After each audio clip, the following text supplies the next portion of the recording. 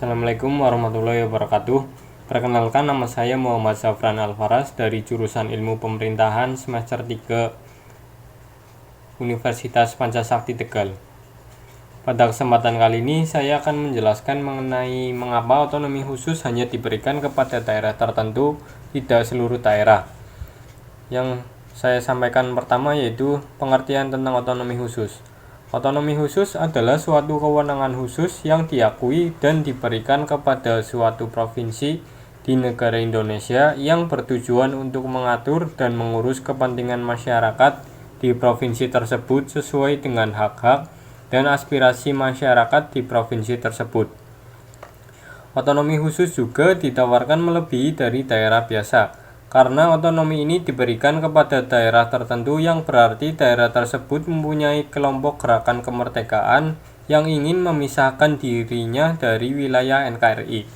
Jadi secara tidak langsung, pemerintah memberikan otonomi khusus ini sebagai bentuk pendekatan secara damai, agar kelompok gerakan tersebut tidak terus bergejolak.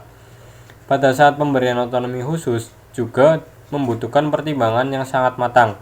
Hal tersebut dikarenakan suatu negara sangat bergantung pada pendapatan daerah tertentu yang akan diberikan otonomi khusus. Diperlukan juga kesepakatan antara dua pihak, yaitu antara negara yang akan memberikan otonomi khusus dan daerah yang akan menerima otonomi khusus, supaya kedua pihak bisa sama-sama diuntungkan dengan adanya otonomi khusus. Karena setiap bangsa atau negara memerlukan kemajuan yang relatif meningkat untuk melaksanakan proses pengembangannya menuju kondisi yang lebih baik. Yang selanjutnya yaitu perbedaan otonomi khusus dan otonomi daerah. Yang pertama dari segi berlakunya otonomi. Otonomi daerah, kewenangan yang berlaku untuk semua daerah di suatu negara. Otonomi khusus, kewenangan yang tidak semua daerah memperolehnya dikarenakan adanya faktor-faktor tertentu yang menyebabkan daerah tertentu memperolehnya. Perbedaan otonomi khusus dan otonomi daerah dari segi dasar hukum.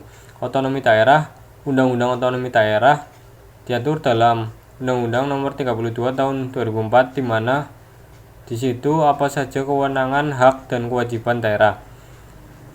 Otonomi khusus, Undang-Undang Otonomi Khusus yang sesuai dengan daerah tertentu. Yang selanjutnya yaitu daerah-daerah yang diberikan otonomi khusus. Yang pertama ada Papua.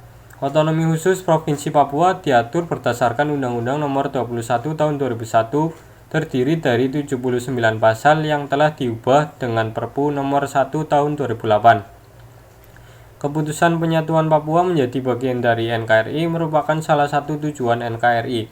Namun kenyataannya berbagai kebijakan dalam penyelenggaraan pemerintahan dan pembangunan masih menimbulkan masalah di Papua, seperti kesejahteraan rakyat yang timpang antara kaum pendatang dan pribumi, kesejahteraan ekonomi pusat dan daerah, eksploitasi sumber daya alam perusahaan asing yang minim dirasakan manfaatnya oleh rakyat Papua, kesenjangan tingkat pendidikan dan sumber daya manusia antara pendatang dan pribumi, dan minimnya infrastruktur dan konektivitas serta sering terjadinya konflik berdarah akibat kisruh Papua.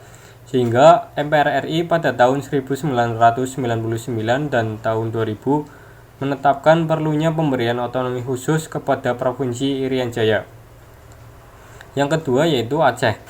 Setelah otonomi khusus diberikan kepada Aceh, nama daerahnya berubah menjadi Nangro Aceh Darussalam. Otonomi khusus memberikan kebebasan Aceh dalam mengurus sistem pengadilan dan pendidikannya sendiri.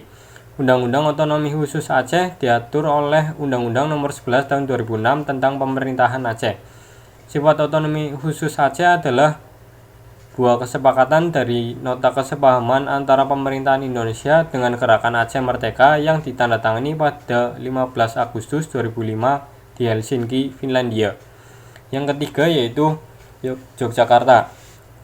Otonomi khusus yang diterima oleh Yogyakarta bukan seutuhnya berupa otonomi khusus seperti Aceh dan Papua. Hanya saja dalam konteks Yogyakarta adalah sebuah keistimewaan karena Yogyakarta secara sepihak menyatakan kemerdekaan serta kedaulatannya dari pemerintah kolonial Hindia Belanda, sekaligus juga mengakhiri serta mengintegrasikan kemerdekaan dan kedaulatannya kepada pemerintah Republik Indonesia melalui dekret kerajaan yang dikenal dengan Amanat 5 September 1945 yang dikeluarkan oleh Sri Sultan Hamengkubuwono IX dan Pakualam VIII. Keistimewaan Yogyakarta hanya tampak pada pengisian posisi kepala dan wakil kepala eksekutif di Yogyakarta yang hanya bisa ditempati oleh Sultan atau Pakualam dan kerabat kerajaan, dan juga kewenangan di bidang pertahanan dan budaya. Kedudukan ini tidak diatur di dalam kedua undang-undang, dan secara politis pemerintah telah mengakui bahwa kedua posisi ini yang menguasai daerah istimewa Yogyakarta. Tetapi dalam pelaksananya perlu dipantau dan diberikan dana dalam penyelenggaraan otonomi khusus dengan baik dan benar. Hanya saja ditekankan di sini bahwa daerah istimewa Yogyakarta tidak meminta biaya otonomi khusus seperti yang diberikan kepada Papua dan Aceh. Sekarang baru Peraturan Perundang-undangan Nomor 54 Tahun 2004 dan Peraturan Perundang-undangan Nomor 77 Tahun 2007 yang muncul dan menanggapi otonomi khusus ini lebih lanjut.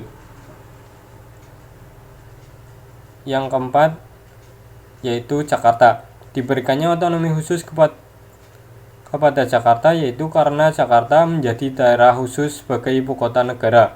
Kemudian Jakarta menjadi daerah khusus dengan alasan teknik administratif untuk efisiensi pengeluaran pemerintah. Jakarta sebagai provinsi menjadi representasi pemerintah pusat di daerah dengan otonomi tunggal. Mungkin cukup sekian yang bisa saya sampaikan. Kurang lebihnya mohon maaf. Wabillahi taufiq wal hidayah. Wassalamualaikum warahmatullahi wabarakatuh.